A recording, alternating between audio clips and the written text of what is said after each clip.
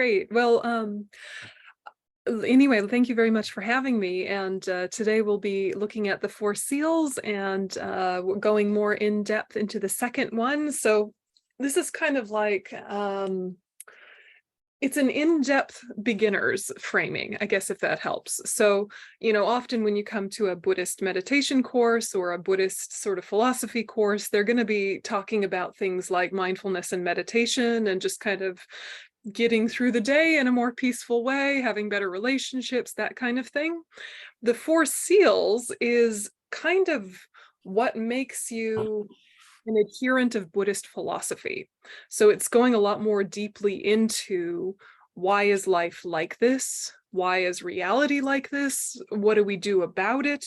And kind of like looking at the Buddhist worldview. So it's important background if you really want to dig deeply into cause and effect, if you want to really deeply go into how to fundamentally change your mind. So this is not sort of surface Buddhism. But it's also fine to just kind of take it as, oh, that's interesting. I'll see, if I resonate with that or not. So don't feel like you need to take it on board, but it is very much like, here is the Buddhist worldview, not just here are a couple of cute Buddhist techniques to kind of soften the edges of life a little bit. It's going to go a little bit more in depth. So last time you were looking at the first of the four seals. And here's all four of them here, just so that we're remembering. The first one that you looked at was all products are impermanent. They change moment to moment. All products, meaning anything that is produced or compounded or comes together, will fall apart. And the fact that they change moment to moment, people, situations, objects, everything really, except for things that don't cause any trouble like space. Yeah, most things are impermanent. Not good news, not bad news, just the way of it. And the struggle comes when we are trying to get things to be stable when they can't be, trying to force a stability that things don't have, right? And the second one that we're going to look at today is that all contaminated things are miserable or suffering, which sounds kind of heavy, but is actually very liberating news when you dig into it a bit. The third one is going to be getting into the hardcore Buddhism, which is that all phenomena are selfless. They lack an inherent identity. And the fourth one is that nirvana is peace. So we're really sitting with, what is the significance of these? And what is the point of these? And why do we look at these in any case? So the first one, before we move on, why is it important to consider impermanence? What's the benefit? Yeah.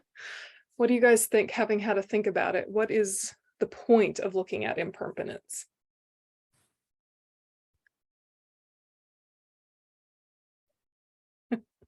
Throwing it right at you. Holding on. Sorry? Prevents us from holding on to things that will change. Yeah, absolutely. Yeah, absolutely. Yeah, and it also can help you enjoy what is beautiful because you understand that it's temporary.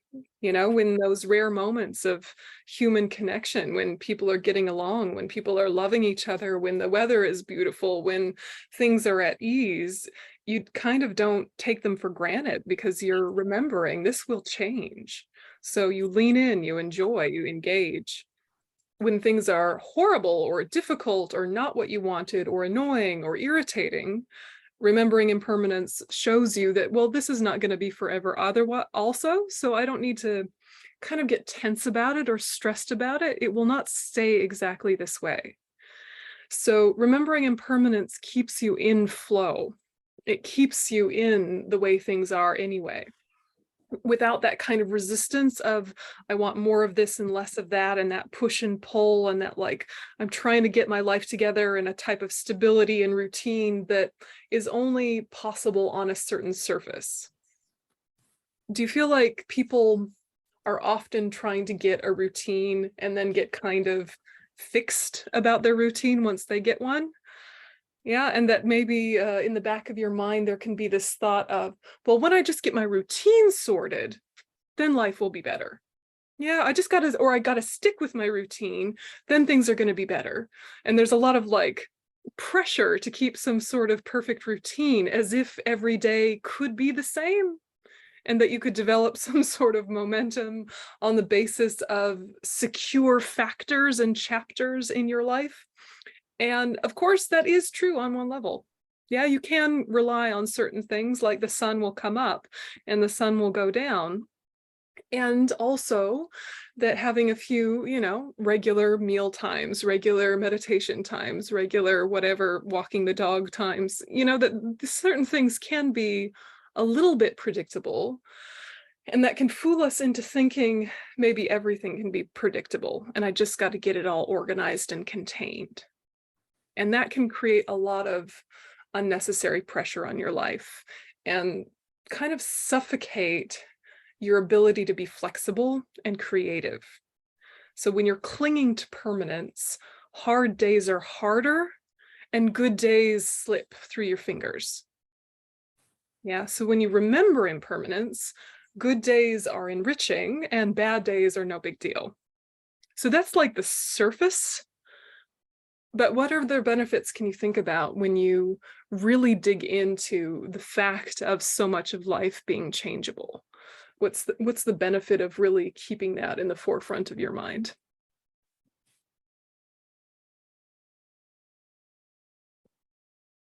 Yeah, Maria. We just can grow because of impermanence. Yeah, it's good We news. can change. Yeah, we can change. There is change. Change doesn't necessarily equate to growth, but it can, right? But it can. And so that is very good news. Does my mother used to always say, change is inevitable, growth is optional. Did your mother ever tell you that? Change is inevitable, growth is optional. So remembering change, then the growth is accessible to you for sure. Yeah. Yeah, other ways that remembering impermanence can help life, help relationships, help your mind. Yeah, When there's suffering, it's also clear that this will change and it will go away. exactly. Exactly. It can take the sting out of suffering also. Some of our, what we would call grief in colloquial English, is shock or surprise that something changed that we didn't want to change and didn't think would change. Yeah, so a lot of grief is that we are unprepared for the fact of flux. Yeah, we thought this is going to last forever, this person, this relationship, this body, this scenario. And part of you knew better in the back of your mind. But really deeply engaging with the fact of impermanence is bringing an awareness of your own death and the death of your loved ones. And keeping that fact in awareness is usually not a comfortable thing. But because we don't keep that fact in awareness, we get kind of blindsided when people leave us or when our own health starts to decline. There's some sort of surprise or annoyance or shock together with the just fact of the poignancy of loss. So it is interesting to look at the way in which we're in a little bit of denial about impermanence. And when you're remembering that people and relationships change, whether through just regular change or regular, movement in life and people coming and going, or actually death itself, if you're remembering that, again, there is a richness to life that is different than when you're disassociated. There is a power and a profundity to human interaction that can be lost when you start taking it for granted that this is how it will be forever. So we have these little moments in time where we remember and we lean in and life is kind of engaging, and then we forget, and then we, take life for granted again. And then you hear that some friend passed away and you think, oh no, oh, I should have reached out. I should have, healed this or reinforced that. And we're kind of struck by, I forgot that was going to happen. Yeah. So remembering impermanence keeps the richness of life and it helps us not take things for granted. And it takes a lot of the sting out of grief because you don't have the shock that comes with the loss. You just have the loss. And the loss is hard enough, isn't it? So if you can take the sting out, then really you can process loss in a lot of a different way, in a much more enriching way that helps you engage with the human experience, as opposed to just trying to recover from feeling completely like the rug got pulled out from under you. Yeah, Jane, go ahead. The thing that I'm troubling with right now is not that I unfortunately experiencing impermanence very heavily at my age, is that it is happening and you don't have any control over it. And it's like, and it's not just you, it's a lot of the people around you. And it's wanting to slow it down or have control of it, but it's like you don't. And particularly in society right now, there was a time when I felt like you had more help, and I have a sister-in-law who I'm working with like this, but who is slowing it down. But it's like, anyway, it's not that I don't accept it, I don't expect it, it's there, but watching it and feeling it and it's happening tends to make me anxious. I mean, I have a hard time. Intellectually, I can accept it. It's my body accepting it, my mind accepting it, not so much. Yeah, exactly. And I think this is a huge point that you're making, which is, okay, what if you do have it right in your face and you're more than aware of it, more aware than you even want to be of it? Right. What do you do with it when it's the bad news side of impermanence, not the good news side of impermanence?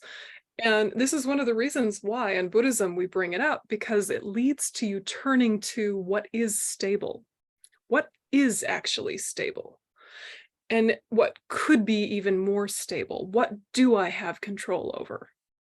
And that really turns you to look within and ask, what are those states of mind that I've developed over my lifetime that I can rely upon as places of refuge and safety? What skills in terms of being able to make connections with other human beings can I actually really rely on? And it gets you into traveler mentality. Yeah, there's probably times in your life where you've been traveling, and when you're in a traveler mentality, you are ready to make friends, you're ready to enjoy new things, and you are just kind of with your own mind and your own thoughts in different locations. So you kind of know yourself a little bit better than you do when you're at home. When you're in the traveler mindset, you know a good day or a bad day is somewhat influenced by the things you come across and the people you meet and the landscapes you see, but a lot of it is the mind you bring to it. You know, you could ruin Paris for yourself if you were in a bad mood, right? You could ruin the Rocky Mountains if you were in a bad mood. And if you were in a really good mood, a completely barren sort of like Wyoming desert could be like this beautiful, enriching thing. You know, so really lots of conditions can stimulate happiness when you're in the mood for happiness.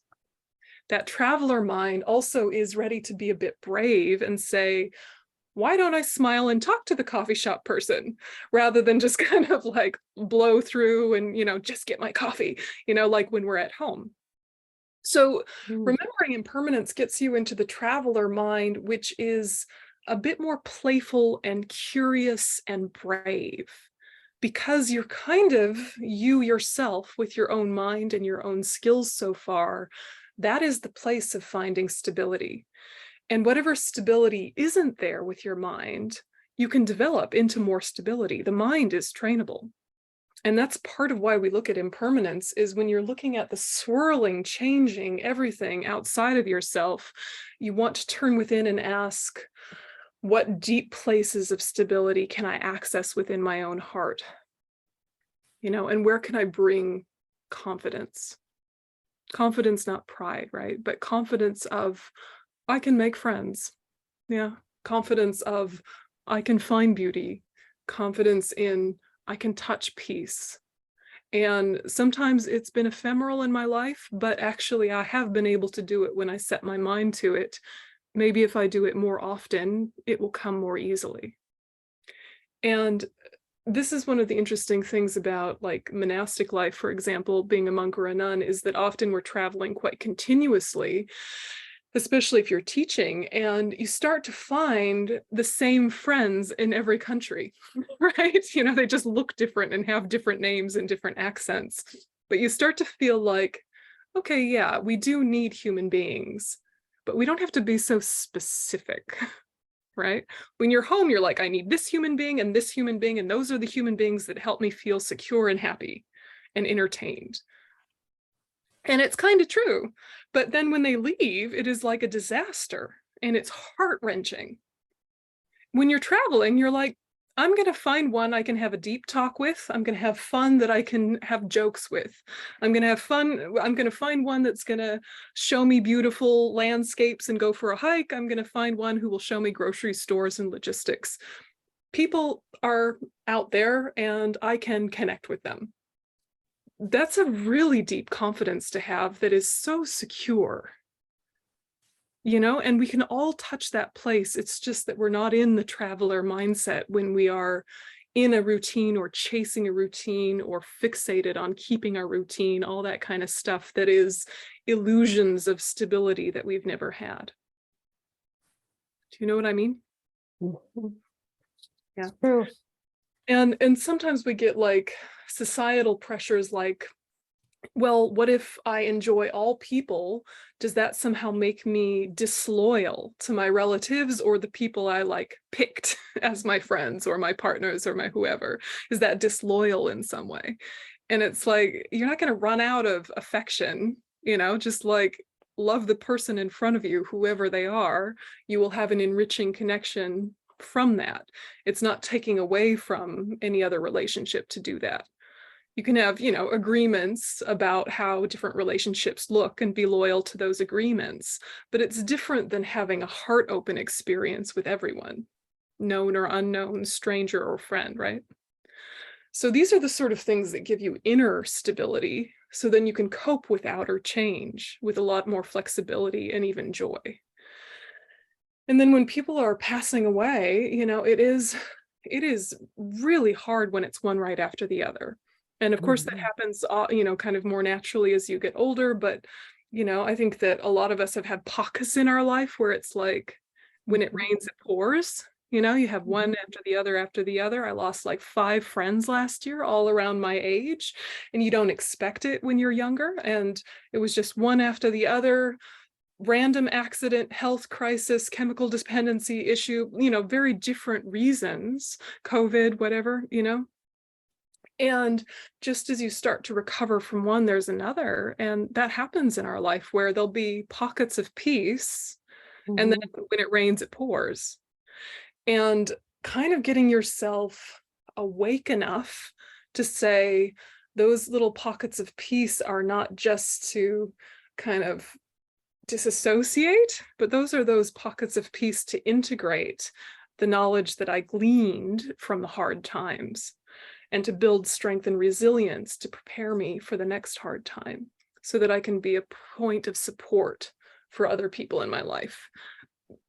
Do you know what I mean?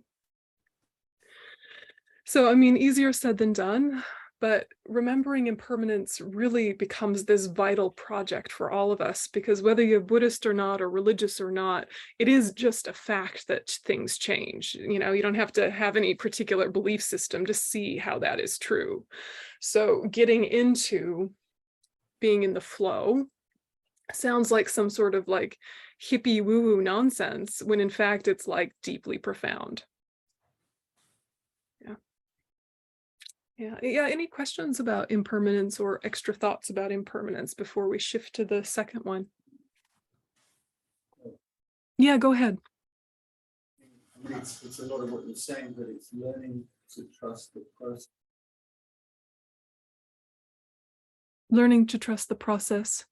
So surrendering to just what is. Yeah. I had it. I understood that because I remember looking down at my came out of nowhere. And I'm here and come into your life out of nowhere.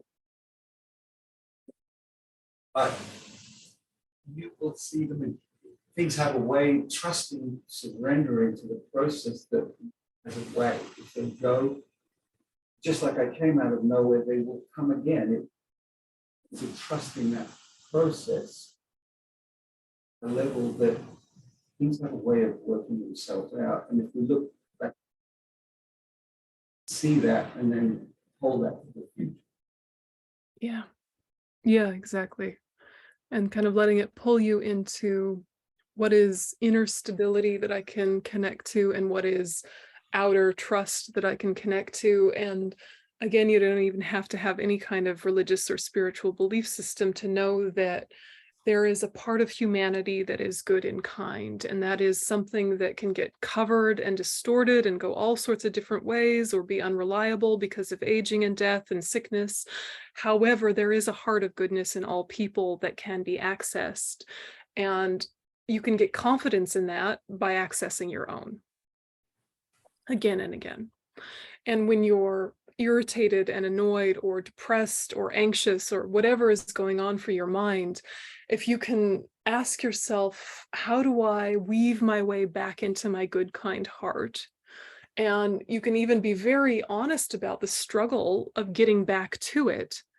It will help you feel more connection to the human condition and the human race, because when they're not behaving the way that you want them to behave, or they're not connecting the way you want them to connect, you get their struggle in a much more visceral way. Yeah, you're like, I know it's hard to be heart-centered. You know, just one bad night's sleep, one bad meal, one excessive traffic situation, and it's enough to kind of throw you off your center. It's a miracle anyone is ever kind to anyone, you know?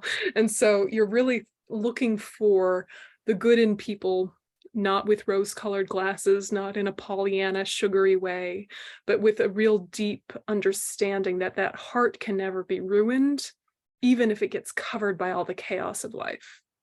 And when you start listening for it and looking for it in both yourself and others, it comes more forefront, more often, more easily. Just like when you're looking for the way in which people are going to disappoint you, and the way in which people are unreliable, and the way in which people are self-centered, you will see that. You will see it everywhere, and you will also be becoming that without even realizing it. You know, so many things are true at once. What do you want to shine the spotlight of your awareness on? That's what's going to be lit up and what you're going to be engaging with. So it's holding many truths at once, but choosing what is the one you want to zero in on and have fed back to you. Yeah. Oh, yeah, I was thinking that, and it sounds like routine and stability is, well, I don't think you're labeling it as such, but that's what I'm hearing. It's sort of the enemy. And this makes me think, though, that part of my process, just I myself have physically moved a lot the last several years, and I feel like it's really grown, you know, kind of made me an unhappy, it sort of put me in an unhappy frame of mind, and that I feel like I've evolved to this standpoint now where I'm here and I want to just stay here, and I think that that's going to allow me to kind of grow into a better person. But I guess is stability and routine always wrong, or should we just... Well, it's an important distinction, because routine and stability are excellent. It's attachment to routine and stability that's the problem.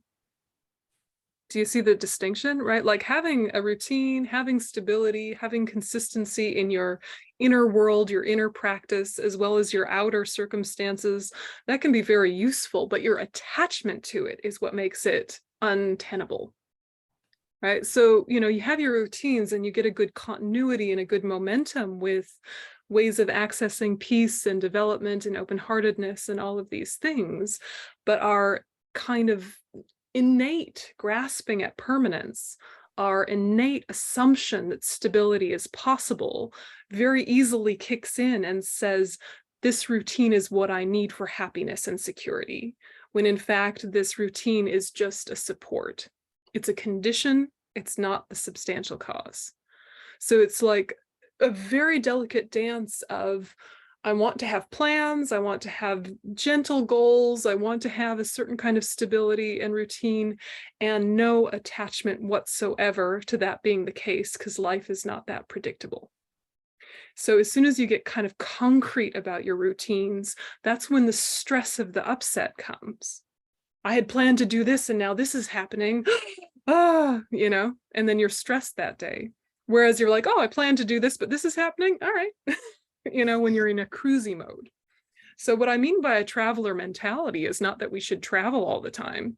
It's having the mindset that you have when you're traveling, which is open and curious about new things and ready to kind of be brave about new situations, while having your same old life and your same old house and your same old coffee shop. You can still have a traveler's mentality. So it's an inner conversation that is keeping you from getting locked into, I must have this routine and stability in order to be happy. Because that's more than what is true. That's the exaggeration. Do you feel the distinction? Yeah. Yeah. I see it a little better now. It's just, Yeah, it's so many things in Buddhism are like this. It's like there's the thing, and then there's the grasping onto the thing, and it's the grasping onto the thing that's the problem.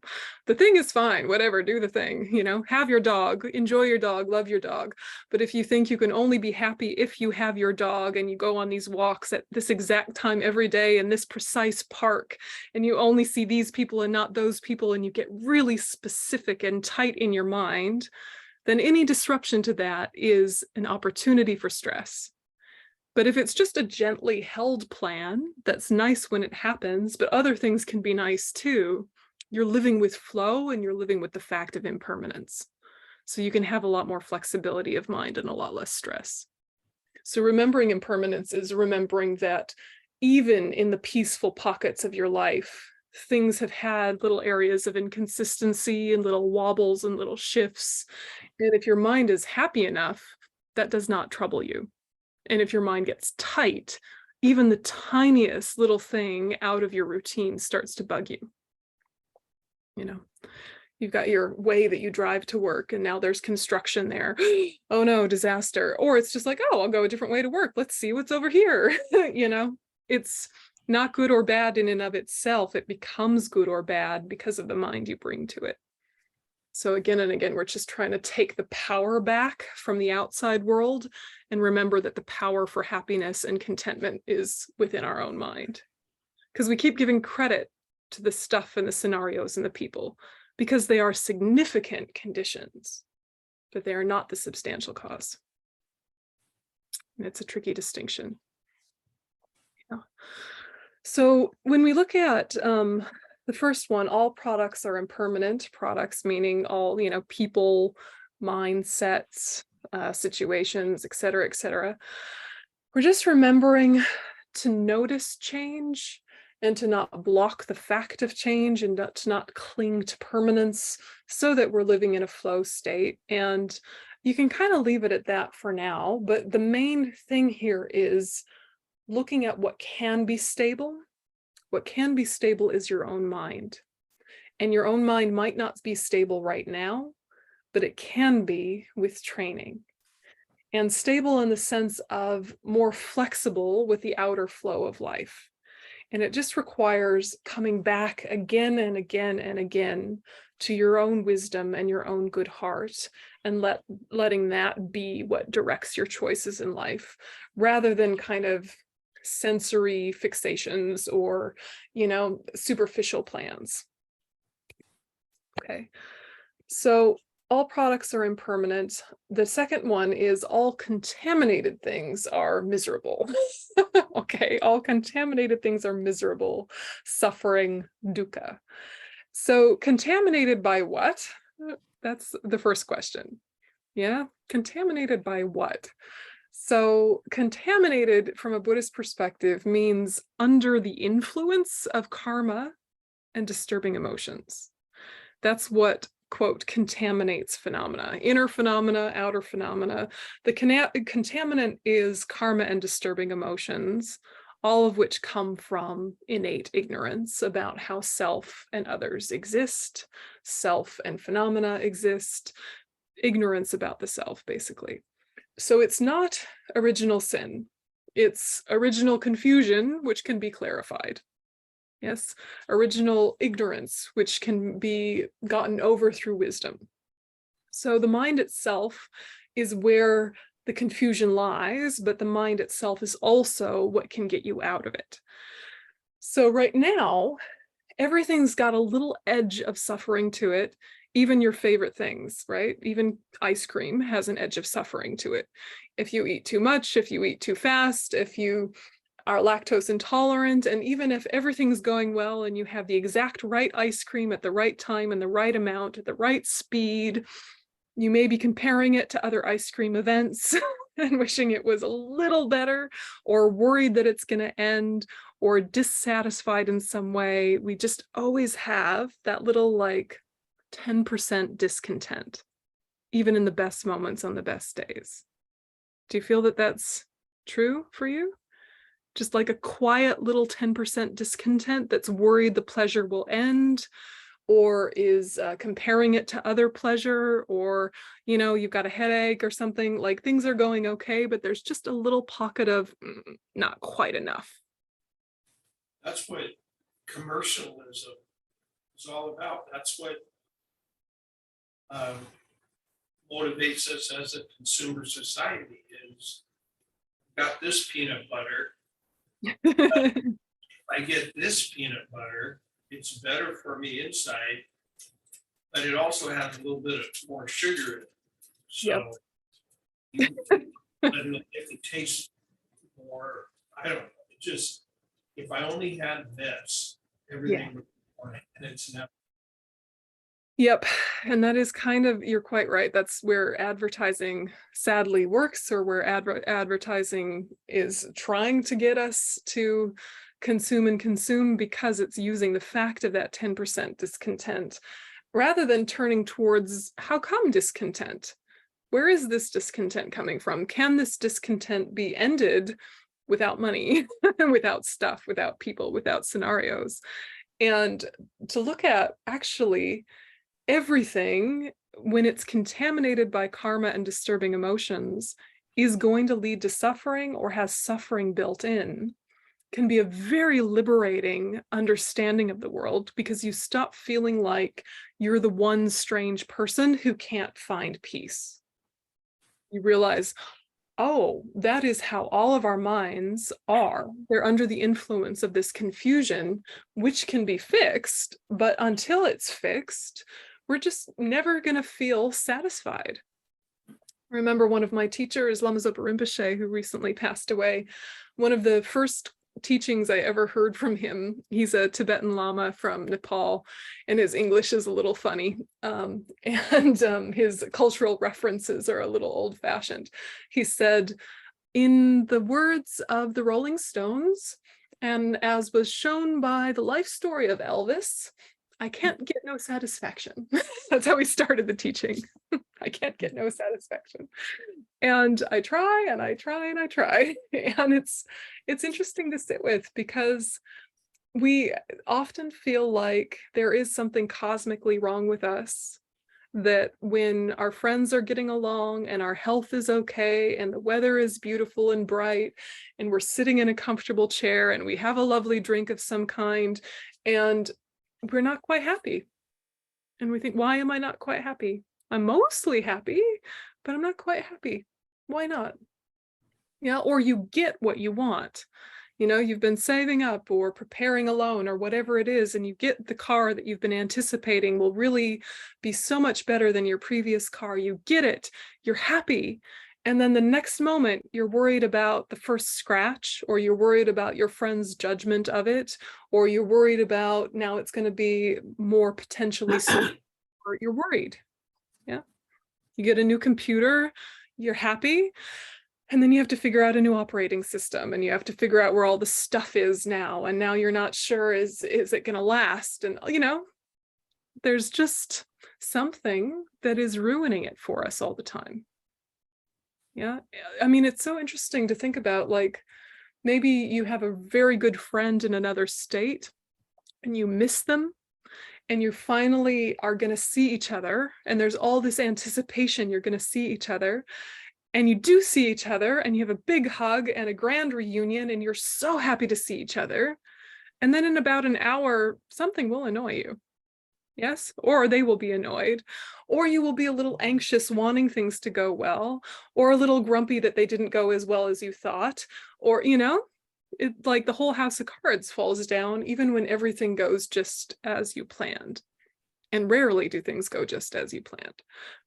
So rather than trying to get life to like be manipulated into this outer perfection, wanting to turn into, why is it suffering? Can that suffering be ended? Because that is a much more efficient process than trying to just get all your ducks in a row. So from a Buddhist perspective, to say all contaminated phenomena are in the nature of suffering turns you towards what is called renunciation, which sounds kind of cold or giving up or something, but really it's a determination to be free. It's a will or a drive or an engagement to get out of the cycle of negative thinking and all of the habits and choices and behaviors that flow from that. So that's where we start talking about things like karma. So I thought I would just do a quick, what is karma? I think you all probably know what karma is in a general way, but good to make sure we're all on the same page with karma. Okay, so we have to start with karma is not fate. Okay, karma is not fate. Why do we think it's fate?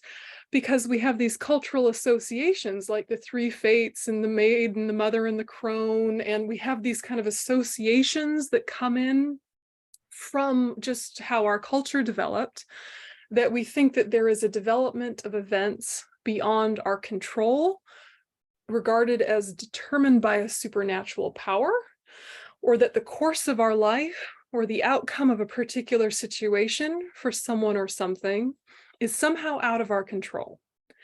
And it is true that a lot of details are out of our control, but that's not the same thing as to say that they are fated. Yeah, it means that we don't have control over every single condition, but we do have control over some. Yeah, so karma is not destiny. Yeah, this is another association we bring to this word, that events will necessarily happen to a particular person or thing in the future, that it's destined, okay? We want to get that connotation right out of the word karma. Just to be clear, there's our Western, that's good karma or bad karma. There is no bad or good karma. There is, but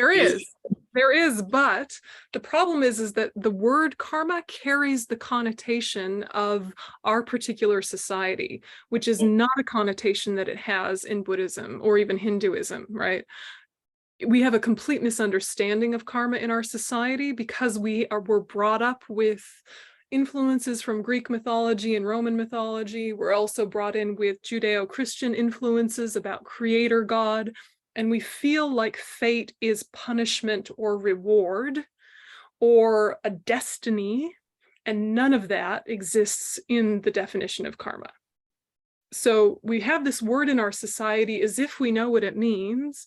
John Lennon told us that instant karma was going to get us, right? Boy George is talking about the karma chameleon. Like, we have this in our society, but we actually don't understand what karma is. So I'm wanting to make sure that we're starting from a clean place and getting rid of those associations that a lot of people have about it. Yeah, which are very natural and, you know, understandable. But just, you know, make sure you're hearing this, that karma is not predestination, that all events are willed by God or some sort of prophecy, okay? And also that karma is not justice, okay? Karma is not justice or a personification of justice, okay? Justice is about things being fair and reasonable, and karma doesn't have this like underlying sentience balancing the scales, okay? It's not punishment, all right? Like Zeus sending down thunderbolts. It's not a penalty or a retribution for an offense, okay? It's not retribution. You know, people talk about karmic retribution. No, it's not retribution. It's not a punishment inflicted on someone as vengeance. And it's also not reward. Yeah, you're not getting good things because you deserve it in this kind of, kind of creator God sense, or in recognition of, or as a gift. Karma is not that, okay? So just clear those ideas out of your idea of karma before we talk about what karma is, okay? It is not destiny, predestination, reward, punishment, retribution, judge, jury. Karma is not God or personified at all, but it is personal, okay? Karma is not personified, but it is personal, okay? Karma is action, meaning mental intention, also related to verbal and physical activities. Karma is also the consequence or the result or effect of an action.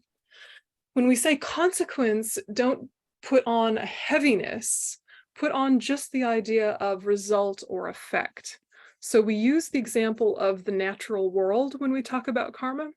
For example, if you plant an apple seed, the only thing you can get from an apple seed is an apple tree. Yeah. You can burn the seed so that nothing sprouts, or if it sprouts, it will be an apple tree. It will not be a mango tree. It will not be a banana tree. It can only be an apple tree. Okay, so karma similarly is you do an action mentally, verbally, physically, all three, whatever, you do an action that plants a seed, not a physical seed, but a subtle seed on your mental continuum, which is just a potential. It's just a potentiality. It's not doing anything yet. It's just hanging out on your mental continuum. And we have countless seeds because we're doing countless actions every moment of every day. Big seeds, small seeds, you know, there's very strong actions that you've really planned, thought out, put a lot of time and energy into, completed, felt good about having completed them. That's a big karmic seed. Small karmic seeds are just the kind of incidental background choices that you're making every day, like moving from one side of the room to the other creates karma. It's very light karma because it doesn't have a lot of strength and decision making with it, right? So you're planting a seed on your mental continuum, and if it's a positive seed, so let's take an action of generosity. Okay, so, you know, you're walking around Seattle or Portland and you see someone who doesn't seem to have a home, and you've just gone grocery shopping and you think, oh, I wonder if they want some of this food. Here's my bag of fruit. I'm going to give them this bag of fruit if they want it. So you see them, you anticipate a need, you have a respectful mind that sees their humanity, and you ask, would you like some of my fruit? And they say, I would like some of your fruit. Thank you so much. And you give them some fruit and you feel happy. That's a nice action of generosity, which will ripen as a similar thing, resources in the future, but not necessarily. It's just a seed. It's just a potential. It has to be watered for it to ripen as resources for you.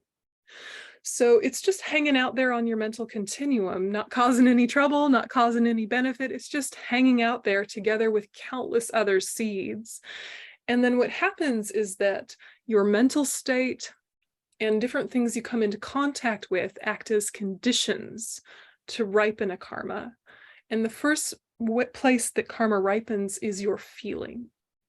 So your feeling of pleasant, unpleasant, or neutral, physically and mentally, is the first place you really feel karma playing out.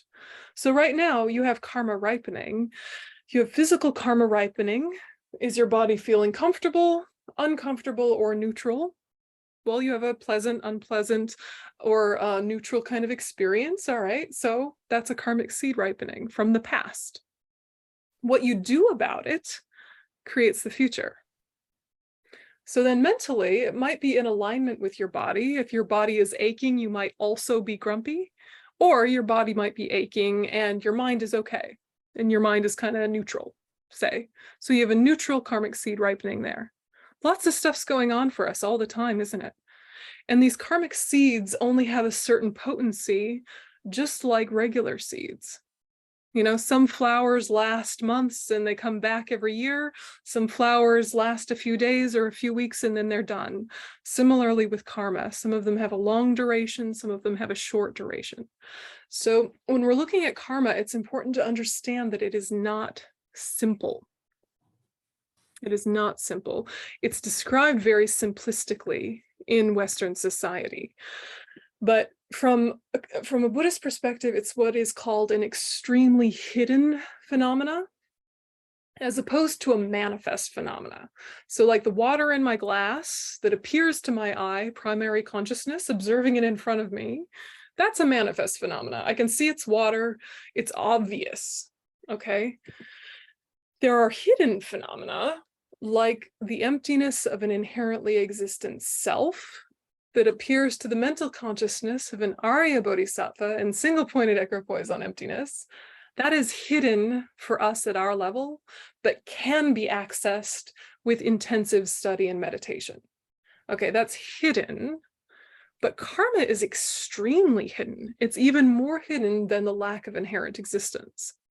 So we have to rely on our observations of the natural world and our reliance on the Buddha as being a valid being. And so his teachings on karma are undeceptive. So that gets a little bit tangly because you may or may not have trust in the Buddha and his descriptions of karma. So what you do is you just kind of look at his teachings on karma and ask some deep questions like, does it make sense that positive actions lead to happiness, negative actions lead to suffering, and that every moment of choice is so incredibly nuanced and so influenced by so many different conditions that it would be very hard to know the strength of actions unless I knew every single factor of every single moment. And that's a bit too cosmic and mind-blowing. I can only know a couple things. So we can take our example of offering fruit to someone who seems like they're homeless and hungry and unpack that a little bit and say, all right, we say that's a good action of generosity, but maybe it wasn't. Maybe it was egocentric and full of pride and full of some sort of feeling like a savior complex and some sort of performance. Maybe you just wanted to be a good person and you were wondering, do people see me being a good person to this poor lowly person? I'll save you, poor lowly person. Here is the food that I didn't want anyway. And you give it to them like it's rubbish and you move on and you think, poor fool. Well, that's not a positive action, is it? It looks like a positive action on the surface, but if your mind wasn't a mind of generosity, it wasn't an act of generosity. So you see how karma is extremely hidden phenomena because of so many factors. And karma ripens or manifests because of so many different factors. So we ask ourselves, what's the simple way of understanding it? Well, what if I live with the ethics of non-harmfulness? What if my main intention is, like the Hippocratic Oath, first do no harm? What if I start there? And I know that I can't quite know what is harmful to people at all times in all ways, but I can make an educated guess, right? We can make an educated guess about what's harmful or not, while still opening the possibility that we don't know everything about what is harmful. Yeah, so, okay, first do no harm based on what you know so far. And then when you feel some steadiness about first do no harm, move to also be of benefit. Why? It's good for society, it's good for you, it's good for everything when people are altruistic. You don't need to believe anything to see the truth of that. When people are engaging with life in a way that has awareness of their impact on other people, it's better for everyone. So may that start with me. Yeah. So you're just thinking, all right, let's start with first, try not to hurt anyone, including myself. Second, let's see if I can be of benefit actively, while at the same time knowing I can't really know what is of benefit to people but I can make an educated guess. I'm an adult, I've lived this world, I've seen things play out, I can make an educated guess. So just very gently, gently starting to work with karma in that way. And then if you do the wrong thing, you're not thinking that Zeus is going to send down the thunderbolts and punish you. You're thinking this is just a seed that will sprout into suffering. I don't want the seed to sprout into suffering, because when I'm suffering, it's harder to be kind. Fluffy would like to make a cameo. Okay. So if I'm working with suffering, what I want to do is say, I'm going to try and prevent my own suffering, but when I do suffer, I want to use it in a good way. Yeah. So I'm going to prevent suffering by noticing when I've done something negative, when I've done something that is harmful, and I'm going to regret it without guilt, without shame, without a whole story. I'm just going to say, for example, when I was critical to so-and-so, or when I was harsh to so-and-so, that was something that probably hurt their feelings. I don't want to live that way. I don't want to be that kind of person. I genuinely regret that. The next time I see them, I'm going to not do that and see if I can do something positive. You just start really gently that way. And that kind of burns the seed having the potential to give suffering in the future. It's what we call purification in Buddhism, and there's more elaborate methods you can look at with that, but everything can be purified. Yeah, every mistake can be purified from a Buddhist perspective. And the good things that you do, you can actually amplify and make them stronger. So how do you do that? You just be happy that you did it. Yeah, be happy that you did it. Think about, isn't it wonderful that that difficult relative at dinner that I normally lose my temper with, this time I held my tongue and I was kind and I was patient. Actually, that is how I want to live more often, and I'm glad I tried that. Do you know what I mean? So karma is complicated. Let the fact of its complexity hit you, while at the same time knowing there are simple ways to engage with it. And in that way, you're making this second seal that all contaminated phenomena are in the nature of suffering. You're helping to decontaminate. Yeah, because it's no longer being contaminated with negative karma. The other way is to go to the very root of where does negative karma come from, which is the mistaken view of self, which is what we'll talk about next time. So playing with karma, looking at karma, don't let yourself get too tight about it, but also don't let yourself get too loose about it, because it is important to think, what is the most ethical and kind way I can live? Not because I'm going to be punished or rewarded, but because of cause and effect, playing out in my own mind and in my own body, which has an influence on how I interact with the world. And so say negative karma ripens as suffering, what I'm going to do is not create more causes for suffering. I'm going to let the buck stop here. Yeah, I'm going to say, okay, I am suffering. That does not mean that I am going to be angry and take that out on people. I'm going to let it play out. I'm going to let it finish. I'm going to let it die a natural death. And I'm going to really be careful that my pain doesn't spill over on other people in the meantime. And then that seed finishes. It's done. You don't have to worry about it anymore. If you act out on the basis of your pain and your suffering, then you create more seeds for suffering. And it just keeps going and going and going. And so it has been from beginningless time. So every time you choose to work with your suffering differently, you're helping to change the pattern, and you're letting those seeds finish without creating any new ones. And that's hugely worth a celebration. If you have a habit of being angry and stressed in traffic, and just one day you say to yourself, whatever happens today, no matter how badly everyone else drives, no matter how horrible the situation in traffic, I'm going to stay peaceful and patient. It's like a miracle. And it changes so much about the rest of your day and how you are with people. But the first change is to you. You're more chilled out. You're happier. Yeah, and it's much easier to be kind when you're happy. right? So simple, but so true. And it might actually start to change the pattern of how you drive, or whatever it is, the thing that gets to you in your life. You know, we all have our thing that hooks us and triggers some sort of real aggression internally. Yeah.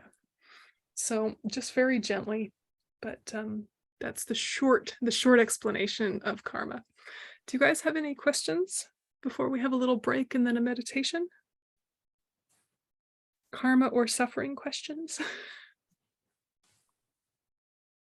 Good information. I'll have to read more. Thank you. Yeah, it's a lot to take in, but yeah, just food for thought. Yeah, Mona, go ahead. Along that line, I guess if we wanted to know, so karma has something to do with deserving. We should take that out of the equation. But if there's, would you recommend any other reading about karma to understand it better?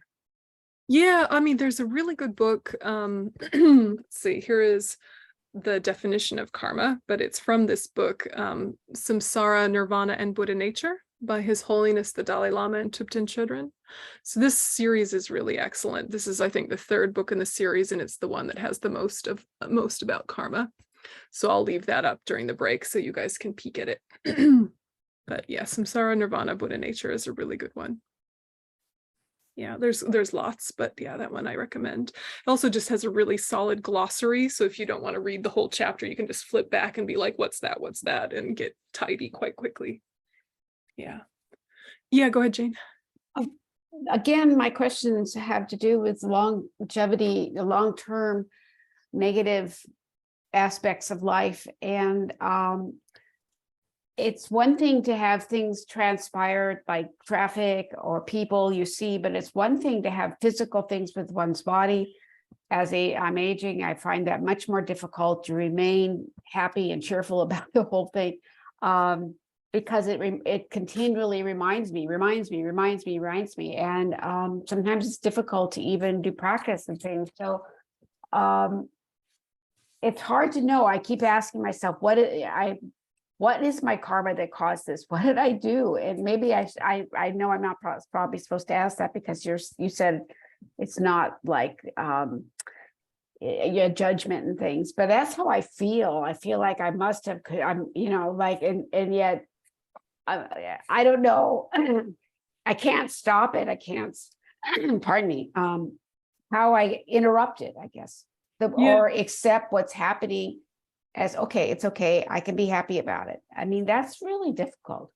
Well, you don't have to be happy about it, but you can be happy in spite of it, right? If you can give yourself that window, you can be happy in spite of it.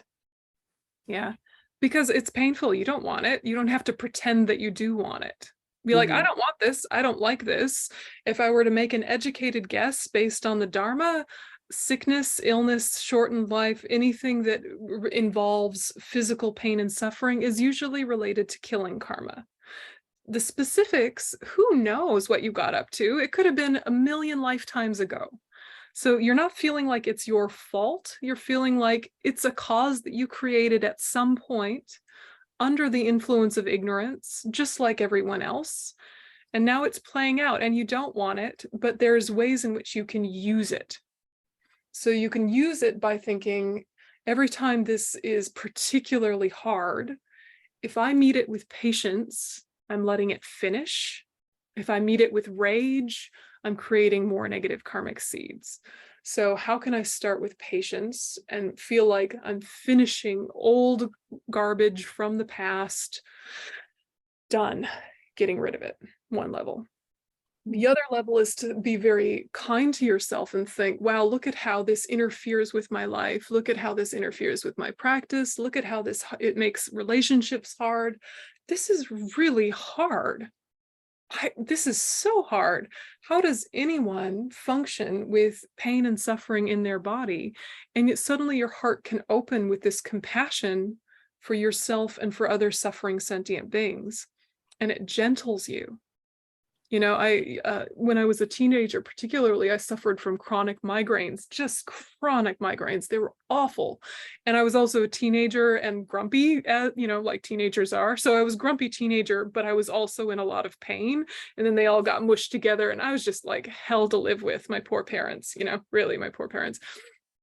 But I was starting to meditate in those years, and I learned a few things about pain. One is sometimes the pain is inevitable, sometimes it's not. When it's not, it's when the pain arises and I try not to have resistance. Sometimes it will finish much sooner. When pain arises and I have anger and resistance and tension around it, often the pain lasts longer because I've tensed up around it. So that's one piece. The other piece is sometimes it's just going to be painful, whether I'm relaxed and not resisting. It's just going to be painful or fatiguing or interfering with the plans of the day. So how about I turn into it and decide that is my practice today. My practice today is navigating with this pain and asking, what are the small ways I can keep my heart open, even if no one else is around? What are the small ways I can connect to the poignancy of the human condition and feel connected to all these sentient beings who are also suffering, some of them much worse than I am? And it's delicate because it can remind you of, some relative in your past saying, why you feel so bad about yourself? There's starving children in Africa, and you get like that trip. That's not the trip that we're trying to do. We're trying to feel how so much of life is better when you feel connection. You can even feel connection with pain, and life is better. It's why support groups work. Yeah, it seems strange that support groups would work. One person has grief. Now you're in a circle of lots of people with grief. Everyone's talking about their grief. It sounds like a terrible idea. You're all going to be depressed at the end.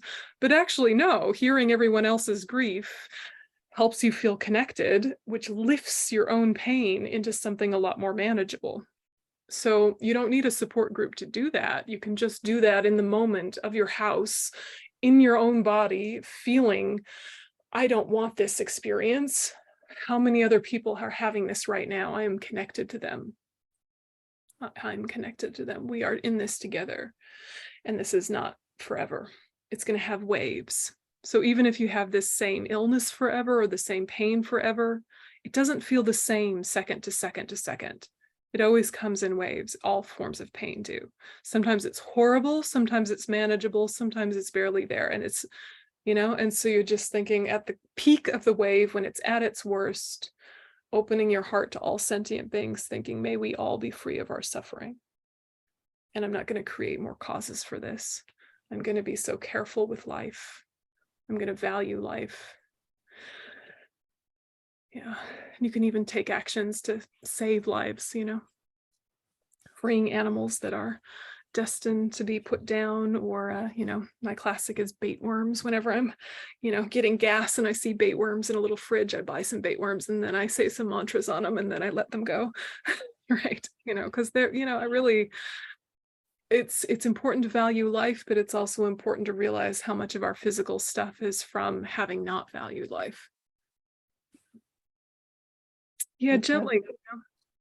Thank you. Yeah. So, there's other teachings in Buddhism, the Lojong teachings, the thought transformation teachings, which are about using suffering on the path. But you don't have to go straight there. That is like pro level work. Yeah. You can start with, actually, I don't want this. I don't like this, but I'm not going to let this steal my peace. There are other things besides this experience happening simultaneously. I'm going to engage with those and kind of widen the circle of my awareness to hold the other things in my life that are not this pain, and see if I can change my relationship to it. Gently, gently. Yeah. So thinking that all contaminated phenomena are in the nature of suffering, it gives you just a little bit of a breather of, it's to be expected.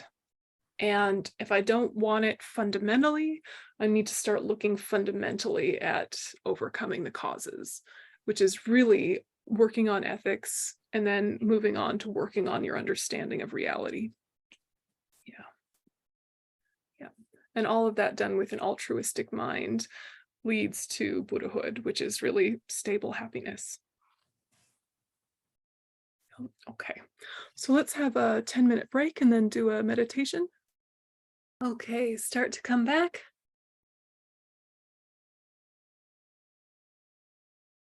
So everyone just get yourself a nice straight back. Whether you're on the floor or in a chair, just be with your posture for a minute and let yourself settle into the body.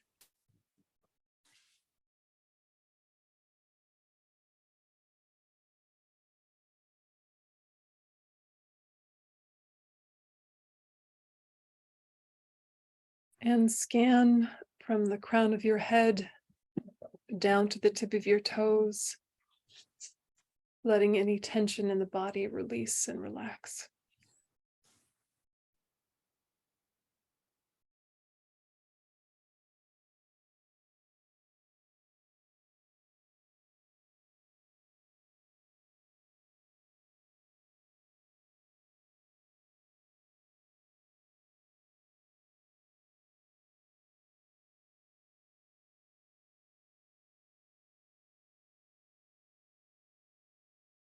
And as you become more aware of your body, you might notice that there are areas of discomfort, areas of tension,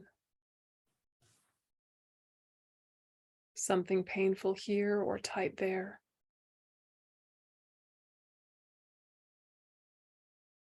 And you can notice that and see if you can expand your awareness to also notice the parts of the body that are not suffering as much, parts that are strong,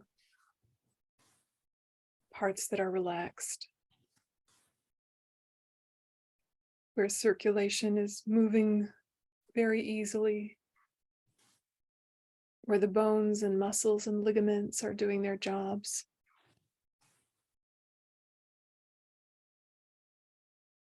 And see if you can really hold awareness of those parts of the body that are not suffering as much.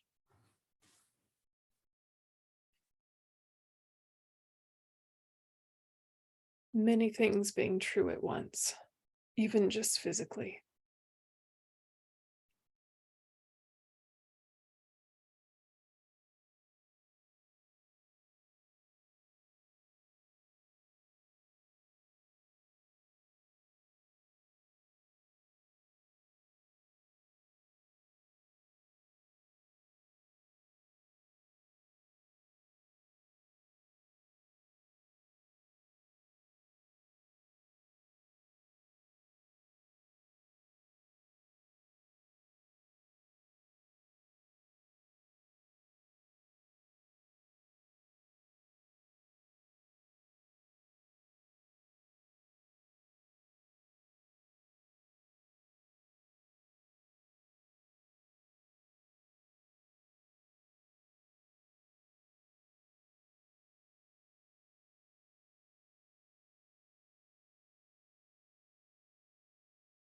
And then shift from awareness of your body to awareness of your mind.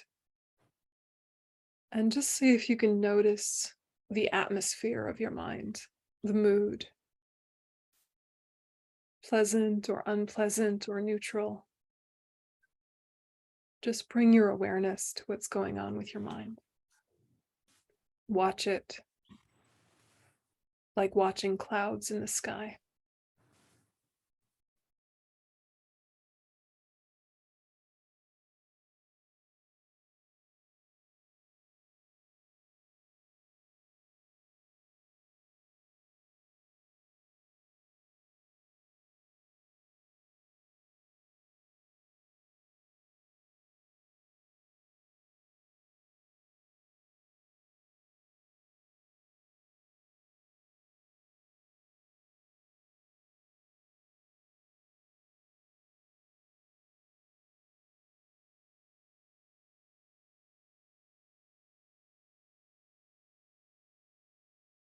Your thoughts may have words or they might not.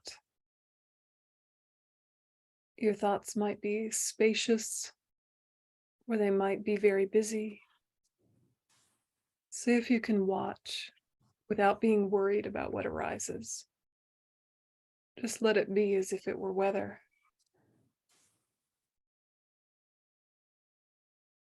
Observing without engaging.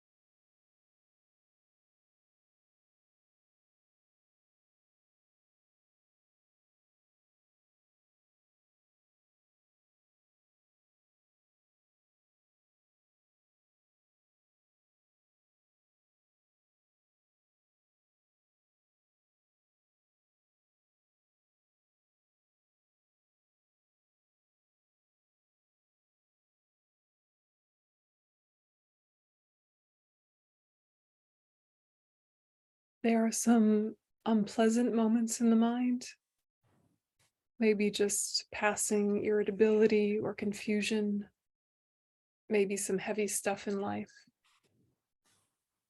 And there are also pleasant moments in the mind where you're just observational, spacious,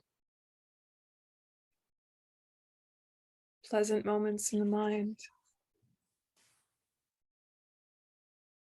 It's all just shifting like clouds, like weather.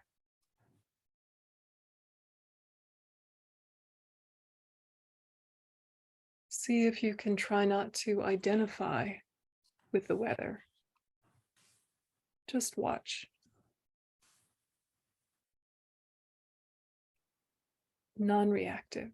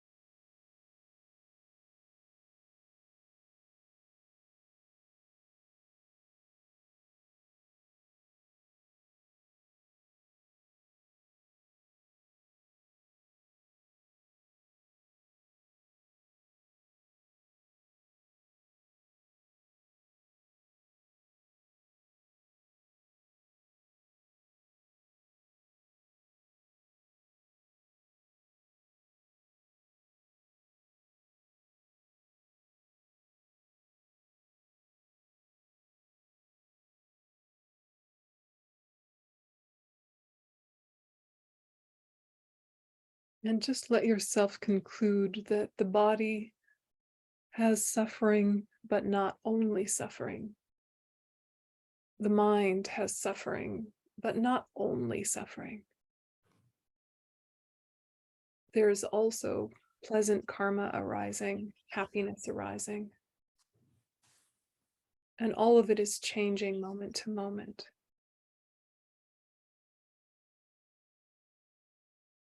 So enjoy and use what is helpful and good, and not worry or resist or become stressed about what isn't.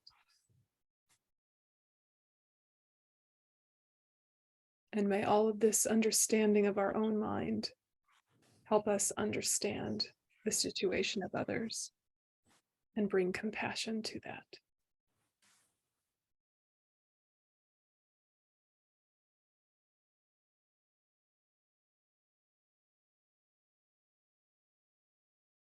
Okay, you can relax your attention.